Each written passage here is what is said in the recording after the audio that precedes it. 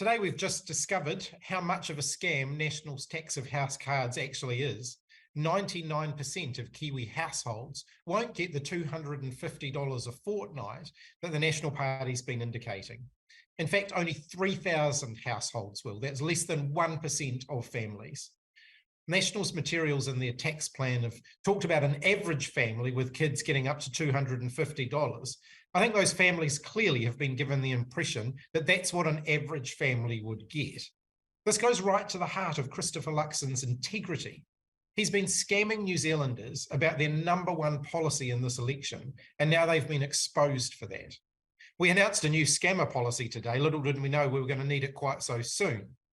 In fact, we know that those on the minimum wage would only get a couple of dollars a week under National's tax plan. And Nicola Willis has admitted today that many people will get only around $15 a week. That's a lot less than the $250 a fortnight that the average New Zealand family has been led to believe that National would give them. This is just the latest hole in National's tax policy. Their numbers, once again, just don't add up. Everyone knows they simply won't get the billions they're expecting by allowing foreign buyers back into the New Zealand housing market. Everyone also knows that the plan's going to be inflationary, with Goldman Sachs saying it could lead to higher interest rates for longer. That means bigger mortgage bills for households. National's plan means higher rates and higher water charges. It means cuts to benefits, cuts to subsidised public transport, cuts to free prescriptions, and cuts to jobs starting before Christmas. The reality is, for many New Zealanders, they'd get very little under National's plan, but the cost to the country and to their household would be huge. Nothing adds up, and many New Zealanders would be worse off as a result of National's plan. Rather than attacking the CTU, economists, and the media, National should go back and correct their misleading materials. The sad thing is that some New Zealanders might have already voted after being tricked into believing National's lie. One thing is clear in this election: if National win, New Zealanders will lose. I'll be working very hard over the next week to ensure that New Zealanders know that National's tax plan isn't what it says on the tin, and that better cost of living support is available by giving your party vote to Labour. I'm looking forward to getting back out and hitting the campaign trail tomorrow. Happy to open up for questions. Katie Bradford.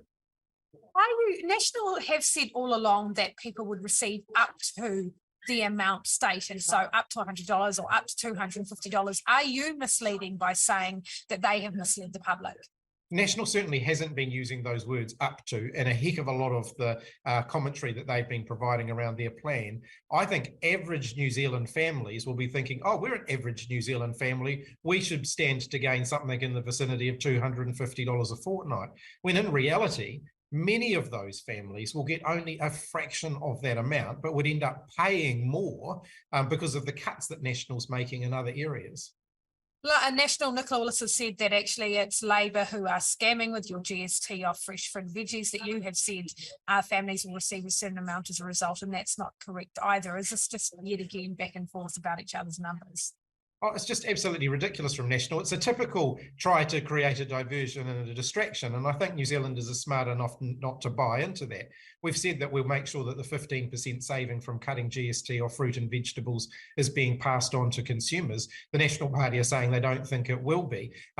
I'm absolutely confident we can make sure that it is passed on to consumers, and New Zealand consumers can make their own judgments based on that. National's plan very clearly has been dangling a $250 a fortnight carrot in front of the average New Zealand family, despite the fact that they now know very clearly that that's not what they would get under National's plan.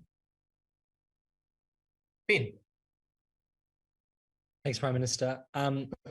The polls for Labor are consistently bad. You haven't moved up in a couple of months, and every day you just drone on about National's tax plan. Is it time to change the record? I think New Zealanders need to understand what would be at risk if a National government is elected. If a National is elected, if Christopher Luxon wins, New Zealanders will lose because of the cuts that the National Party are proposing. So first of all, their tax numbers simply don't stack up. The promise of a $250 a fortnight tax cut is an absolute fiction for most New Zealanders. What they would end up with is higher interest rates because inflation would stay higher for longer. They'd find that free early childhood education we're proposing for 2-year-olds would be cut. Free public transport for under 13s would be cut. Subsidised public transport or discount half-price public transport for New Zealanders under the age of 25 would be cut. Free prescriptions would be cut. Thousands more children would end up living in poverty because of the $2.5 billion in cuts to benefits that the National Party are proposing to make, and there'd be no action whatsoever on climate change. I think New Zealanders do need to know those things. We've set out our 10-point cost of living plan that will actually provide real cost of living support to New Zealanders. So you're all in on this strategy until October 14?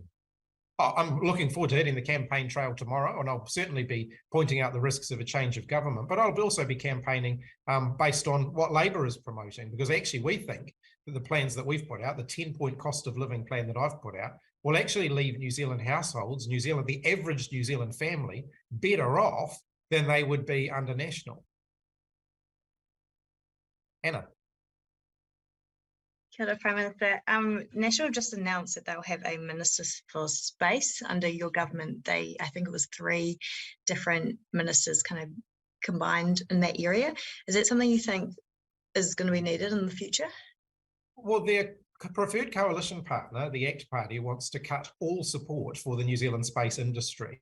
So I don't know, would the job of the minister be to cut all of the support that's available? I think the National and ACT, it's another example of a National ACT New Zealand First government being an absolute chaotic shambles of a coalition. They wouldn't be able to agree on anything because the ACT Party have said that they would cut all of the support to the space industry. Now National are saying that they want to have a minister for it. Do you think the leaders' debates give you a good opportunity to show your political philosophy or morals? Yes, I do. I think it's a shame that we've had the leaders' debates reduced by 1. I accept that being in isolation meant that I couldn't attend on the date that had been booked in for that. I was absolutely committed to making sure that I made myself available any other date once I'm out of isolation, so that we could reschedule that. I'm disappointed Christopher Luxon's chosen not to do that. And what was it like working with Winston Peters? I've already, spoken about this extensively. I don't think that working with Winston Peters leads to stable, quality decisions. For you, what was it like? Like I said, I don't think that working with Winston Peters leads to good decision-making or predictable decision-making. It can be incredibly unpredictable. He regularly changes his mind. We'll get work a long way down the track only for New Zealand First to pull the pin at the very last minute based on a whim or based on a donation that they've just received. And I don't think that's a way to run a country. Thank you. Katie. Following on from that, if you had to choose between David Seymour, Nicola Willis or Winston Peters as Deputy Prime Minister, who would you choose? None of the above. What if you had to choose one's better, who would it be? Honestly, none of the above. Carmel Cipollone is a fantastic Deputy Prime Minister, and she's the one that I would like to see continue in the role. And just on another issue, is $450 too much for the meningitis vaccine, and does funding need to be extended for those vaccines? Ultimately, I think we need to get more people vaccinated. Sometimes reaching some of the harder to reach communities can cost more. So I wouldn't put a particular price tag on that. Okay, other questions for the day? Might be short today. Oh, sorry, Prime Minister, can you see my hand up? Oh, no, sorry, I can't. But fire ahead, Jamie, go for it. Yeah, what have you made of Chris Bishop and some other National MPs' behaviour and demeanour in the last few days? They seem to be coming out pretty hard against Labor and your lines. Do you think National is losing it? Well, Chris Bishop seems to be very, very angry at the moment. It's kind of sad, actually. I mean, if he can't cope with the pressure during an election campaign, how on earth would he cope with the pressure of being a government minister? I think if he thinks he can shout his way out of trouble as a government minister, I think that would be a very alarming sign. Much of what Christopher Bishop is saying just we know is not true. And just the fact that he's shouting it louder and louder every day doesn't make it true. And what do you make of Nicola Willis confirming that 3,000 number from the CTU analysis when yesterday the National Party was calling that gutter politics? Well, the National Party have a tendency in this election campaign, right from the beginning, to change the topic whenever a question is asked of them that is inconvenient to them or that makes them look bad. They stick to their focus group tested slogans. And then if a question's asked which they don't want to answer, they simply go back to their slogans, or they try and change the topic by attacking the person who's asking the question. The reality is, I mean, it's a Donald Trump-like campaign strategy. The reality is there are legitimate questions about Nationals numbers not adding up. Rather than attacking people who are asking the question, they should actually make an effort to give them the answer that they're looking for. And just for clarity, did Labor have anything to do with the CTU analysis that was put out yesterday? No, my understanding is it wasn't even shared with us first. It was shared with a media outlet first. And then the National Party were the ones who shared it more widely. Thank you. Derek and then Aaron. Yeah, hi. Are you aware of anyone outside Labor who thinks that your GST-free policy will see a 15% reduction in fruit and vegetables, all other things being equal? We've received a reassurance from the supermarket chains that they will pass on that 15% reduction to their consumers. So, and we'll have a grocery commissioner in place to make sure that they do. But a reassurance is hardly ironclad. Are you being just as misleading by saying that will happen when there's no guarantee that will happen, and there's several economists saying that hasn't happened overseas? But on one hand, and on the other hand, you're saying, well, National's been saying up to 250, and that's misleading. Absolutely not. And once again, the National Party are desperately trying to divert attention away from the failings in their own policy. We released our policy months ago. The costings have been all out there, including our estimates of how much families will save, so that people could scrutinise that. And it's been thoroughly scrutinised. National's tax plans have been presented in a way that is so misleading to New Zealand families. Many New Zealand families think that they would be, if they're an average New Zealand family, have been left by National with the impression that they would get $250 a fortnight. Clearly they won't. I think New Zealanders have every reason to doubt the credibility and the trust that they could place in anything the National Party says. They've also put up a tax calculator and said, go and check out for yourself. Isn't that the right thing to do? Which is what Nicola Willis is saying. Ultimately, when Christopher Luxon goes on television and says that he thinks that he could provide $250 a fortnight of cost of living relief to the average New Zealand family, the average New Zealand family should be able to trust that. Clearly, they can't trust that because that is not what National are going to give them. And can I just get a reaction from you into the trespass yesterday morning into the home of Ana Rafiti Maipi Clark, and the comments from Te Pāti Māori that it was a National supporter who did that? I'm incredibly alarmed by those claims, but I'm in no position to be able to verify, the veracity or otherwise of them. That is ultimately a matter for the police. I think every political candidate, regardless of which party they're standing for, regardless of what their views are, should be free to conduct their election campaign as they see fit, without fear for their personal safety, the safety of their families, or their homes. I just think that this has gone far too far, and I think that it is a matter for the police. And what do you think? Do you think any political parties are responsible, or even inadvertently, their rhetoric might have emboldened such action, or made, or somehow validated such action? I think some of the very inflammatory language that's being used around Māori issues in this campaign has been very divisive. It has emboldened a small minority of New Zealanders who hold very sad views, to be honest. And I think all political parties should take stock and think about that. If the shoe was on the other foot and the person who was accused of doing this had a Labour hoarding on their fence, would you presumably know who has hoardings on their fences, would you demand that the party find out who that accused person is and at least go and ask questions? As I've indicated, I'm not in a position to be able to assess the veracity of the claims that the Māori Party are making. I would note that a lot of people have signs on their fence for various political parties. Some people have signs on their fence for a number of different political parties who have quite contrasting views. That is the nature of an election campaign. I think the Māori Party can defend their own comments there. I'm certainly not going to endorse them or add to them or in any way comment on their validity. No, but I'm asking if your party was involved there in the accusation, would you try and find out personally if there was any veracity to that, or would you just leave it with the police? Look, I do think it would be a matter for the police. Now, Aaron, I think.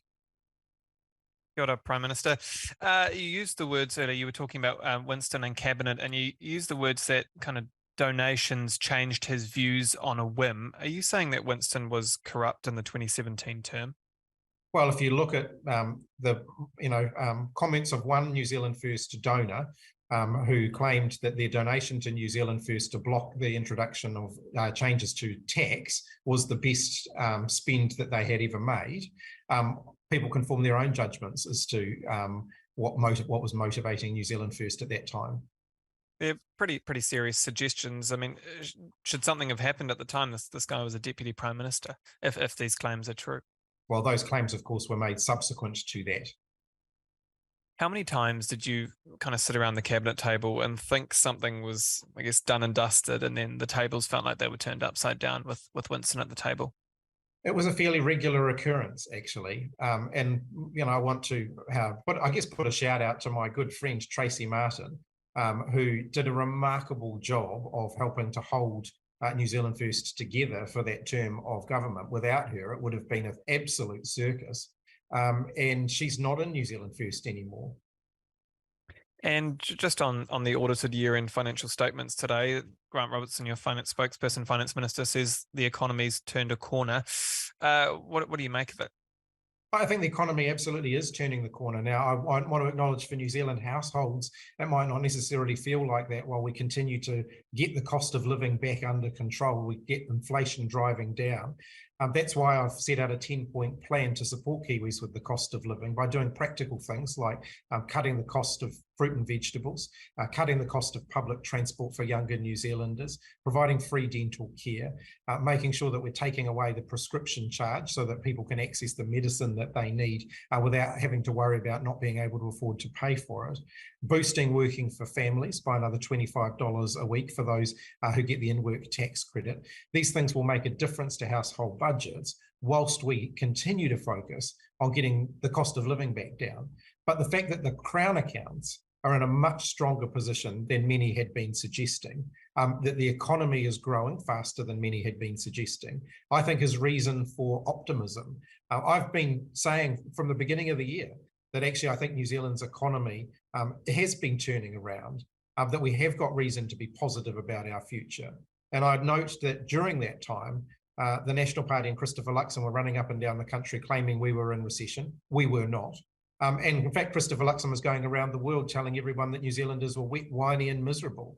When actually what I've seen from New Zealanders over the last 9 months is an incredible amount of persistence and resilience during some really difficult circumstances. Do you feel like that's often the case, that kind of these numbers go up or they go down, but tangibly on the ground and kind of Kiwi households that they feel like just numbers, and that there kind of doesn't feel like there's an immediate flow and impact? A growing economy will ultimately mean better, well-paid jobs, more better, well-paid jobs for New Zealand families. That's going to help them with the cost of living and help them to get ahead. I acknowledge, I know that Kiwis have struggled over the last couple of years as inflation has been high. That's why we've been really focused on getting inflation back down again. That's why New Zealanders should be alarmed at economists predicting that National's tax plan would actually keep inflation higher for longer.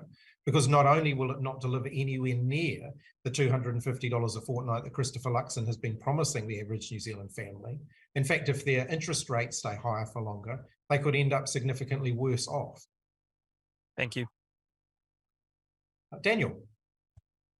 Kia ora, Prime Minister. I was wondering whether you had any thoughts on John Key. Obviously came out and made a video for the National Party.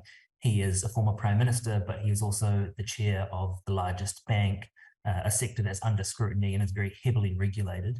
Do you think it's appropriate for the chair of a bank to be endorsing a political party? And do you have any thoughts about a possible conflict of interest there?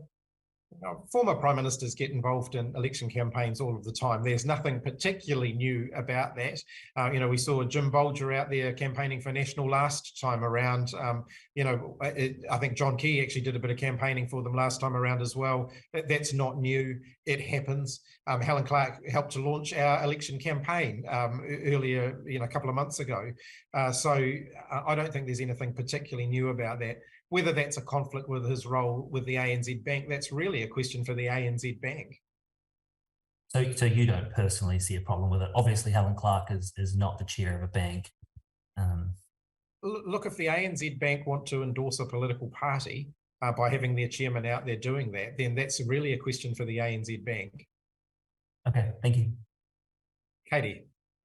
On the government books, does that change your spending plans at all? Do you think you might have a little bit more wiggle room now? I think we still want to make sure we're driving the government books back into surplus without cutting significantly into the public services that New Zealanders rely on. So increased revenue, if revenue is ahead of forecast, that will actually get us back into surplus faster. I think that's got to be our key goal here at the moment. Now isn't the time for a big spend up, and it's not the time for big tax cuts. That would ultimately stoke inflation and keep it higher for longer.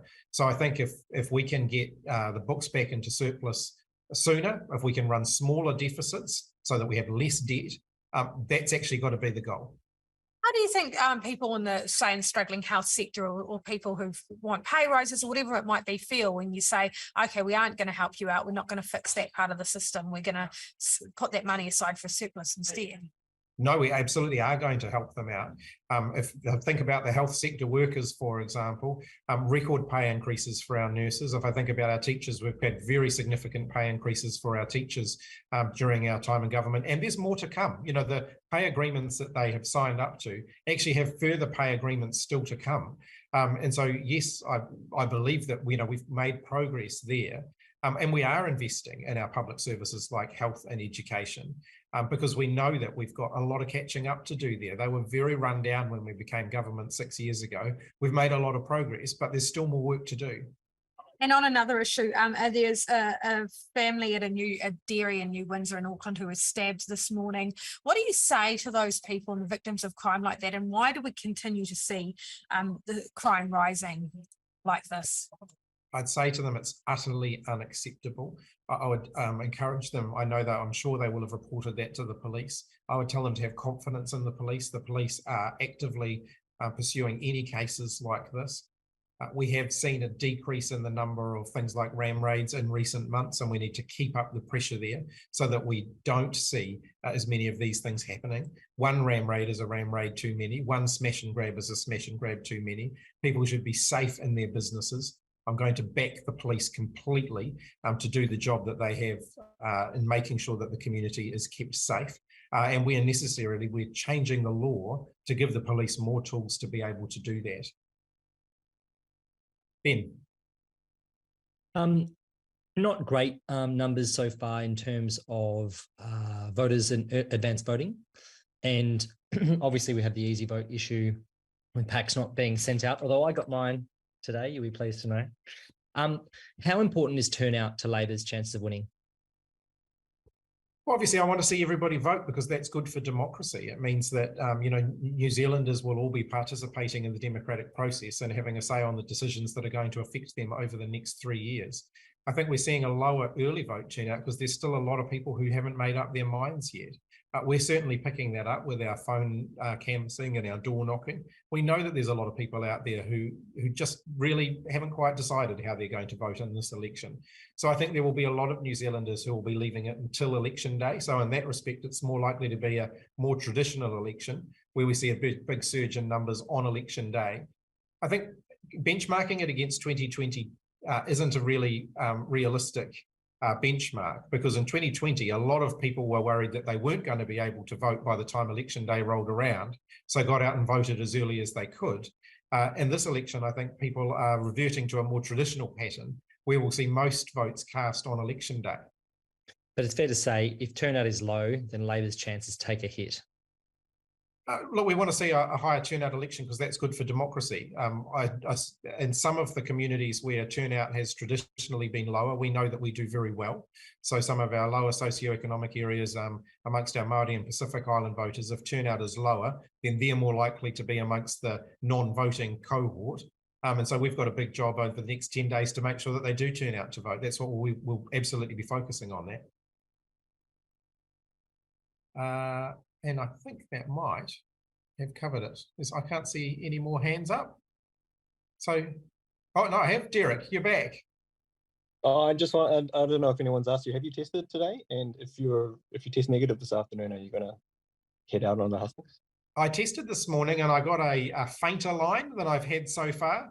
So I'll test again this afternoon and I should be good to go by tomorrow. So I'm certainly feeling a lot better than I was earlier in the week. So I think the last of the symptoms are starting to fade now too. So, alrighty, thanks everybody.